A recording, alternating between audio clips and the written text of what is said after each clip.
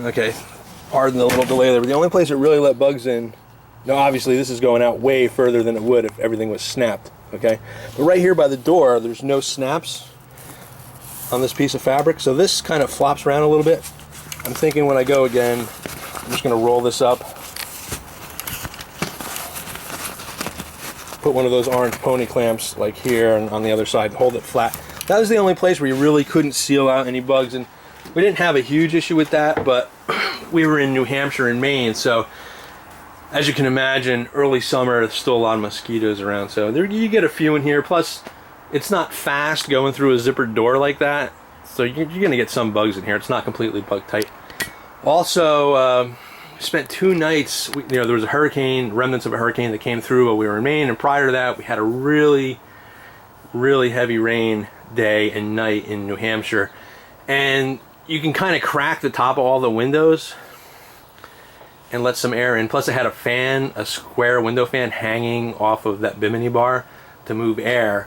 But even still, you get a lot of condensation on the roof. I don't know whether it's really like leaking through or the fabric just gets, saturated and starts to work its way through. So I don't really know, but you notice that that part is kind of tan. It's all white on the outside, but inside that looks tan, and this is white. And I don't know whether that's like a mess up on their part or they switched materials, like just happened to switch them, on this particular RV was getting built, or when it was getting built. But that side got a lot more condensation than the white side. I don't know exactly what's up with that. And also, see, all the straps are straight except for this one's twisted. And that kind of goes to the same thing with the loose material on all the zippers. It kind of shows that Livin'lite doesn't pay super careful attention. I don't know. It's not really knocking against them. I really love the trailer. It's perfect for the kind of vacationers that we are, where this is going to be used as a base camp. So there's that. This, by the way, you might notice over here in the kitchen, there's no stove. Some models come with stoves. You can get that. Again, this one didn't have it. I didn't have a choice to get it because it was this model or nothing. Within a reasonable driving distance. So we bought a propane stove. I added the propane tank outside that you saw earlier. You can either take it outside and use it on a picnic table. You can run the propane hose up through in between 2 snaps, comes right in. I didn't have to do any plumbing or anything like that to get the propane inside the thing. My wife cooked a few meals up there, cooked a few meals outside. Absolutely not a problem. The other stuff that this came with, it has privacy curtains that go, like say on this Bimini, and it covers this bed perfectly. And it has 2 for over there, but you can see the Bimini top there would be halfway down that bunk. So unless you only have somebody sleeping over there and nobody sleeping on the dinette, they're kind of a waste. We didn't really use them. It came with 2 12-volt. See over there in the corner is a little white cone. That's like a 12-volt outlet. So we have lights and fans, 2 of those. There's another one right down in there. What else can I tell you about this? So yeah, it's pretty cool that it's all aluminum. I think it'll last a long time. There's nothing that can really go wrong with this other than the snaps, and for that I got this tool. It's a snap tool. Totally helps prevent any kind of snap failure. Okay, we'll talk about this at a later date. And that's it. So that's the inside of this Livin'lite 8.1 Quicksilver. Now, Livin'lite makes a bunch of travel trailers and stuff, and I would like to get this in my garage. It's definitely going to go in the garage, which is obviously right there, right behind it. But I wouldn't have been able to get a travel trailer in there, which is one problem. The other problem is, like I said in the earlier vid, this is towed by a Jeep Wrangler with a 6-cylinder and a 6-speed.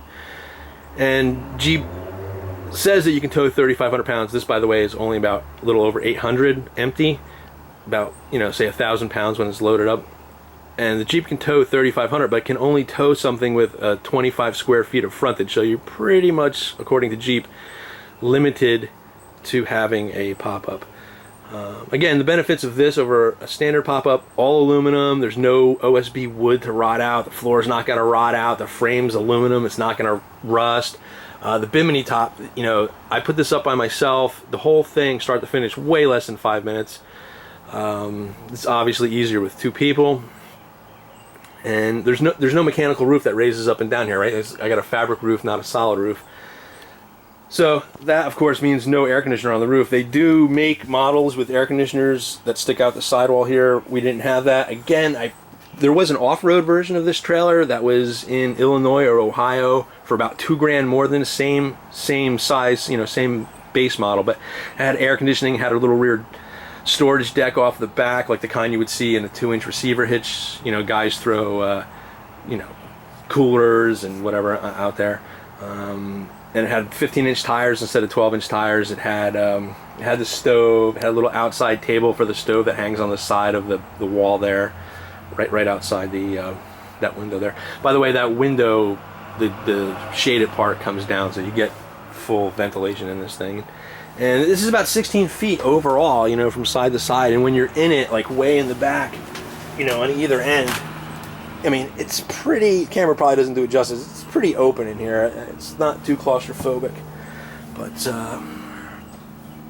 so yeah, there's that. Sink's not really that deep, but it, you know, my wife managed, which, you know, she's pretty competent, fortunately.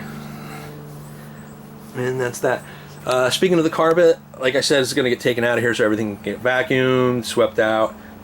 This carpet didn't come with it. It's something I got at Home Depot. I cut it to fit. It's being held down by Velcro. Didn't work that great. I'm going to, at some point, get rubber clipped together, you know, tiles, basically. They're a half-inch thick rubber. And I'm going to put that in here instead of the carpet. The carpet, my wife didn't like it. I didn't like it because it moved around. My wife didn't like it because it was like hard to sweep out. So we're going to come up with another solution for that. So if you guys have any questions about this, again, not an RV expert, not even really an expert on this particular RV, although I guess over time I will become one. No problems with this other than I just noticed that little bubble in the tire. And also, while we're talking about some issues, on the way back home, somewhere between my last gas stop east of Newburgh, New York, heading towards the Hudson, and here I stopped for gas. And when I got home, this was all like hanging loose. It was popped out. Now there's one screw right here and a screw on either side, here and here. That's all that's holding this on, and it's the fender is cracked under here. And I don't know whether it's from hitting a bad pothole or what have you, but that's definitely, I don't know, I'm gonna see about getting a new one of these and then just recaulking it and see what's what. To be fair, the roads on 84 between Connecticut and New York State, really, really bad. You'll also notice that the stabilizer pads are really only deployed in the back, and I don't even have them all the way to the ground. So, you know, if you saw this moving around inside, it's you know, it wasn't completely stabilized. So, and again, all this, you know, if you're really set up, all this would be down. There's Velcro and bungee cord here that hold all this down. And this would all be snapped, you know, which again is where that tool comes in to play and is really, really helpful. I can't quite reach it. Okay, most of these, like putting it on, snap, no big deal. See how this one's like hard to get to? You can clip this like this, force it down where you need it to go, and boom. Really helps out. Now, because like yanking on this, you're going to end up ripping the fabric if you're like pulling on this. They say use 2 hands, whatever, but I got a little piece of cork on here, taped on, so nothing gets scratched. You just slip that under there, prop it back, boom. What could be better, you know? So I use this end to put it on. Boy, I'm not good at filming this, right? Make sure I got it. Okay, just boop.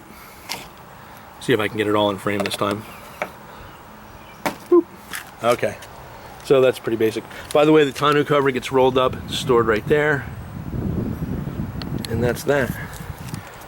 All right, thanks for watching, guys. There'll be more on this, I'm sure, in the future. Again, it's a Quicksilver 8.1.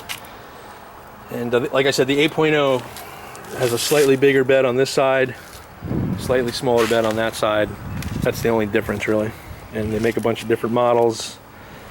They make a little 6-footer, which you can tow with a really tiny car. That's pretty cool. But very Spartan, very bare bones, but perfect if you just want to like park this and use it as a base camp and do your hiking, your kayak and whatever right from here. Okay? Thanks a lot for watching. Alright, here's just another shot of like all this stuff. I'm gonna have to trim all this off and take care of it because obviously it's not a good situation. Alright, that's a quick shot of it with no furniture in it. What? Talking to myself, baby. Are you serious? No, I'm talking to the camera. But I'm not against talking to myself. And that's the deck. See, all aluminum. Or plastic for the wheel wells. Alright, I gotta stop talking to you guys because my wife is gonna make fun of me any minute. Ain't that right? I already am. Yeah, exactly.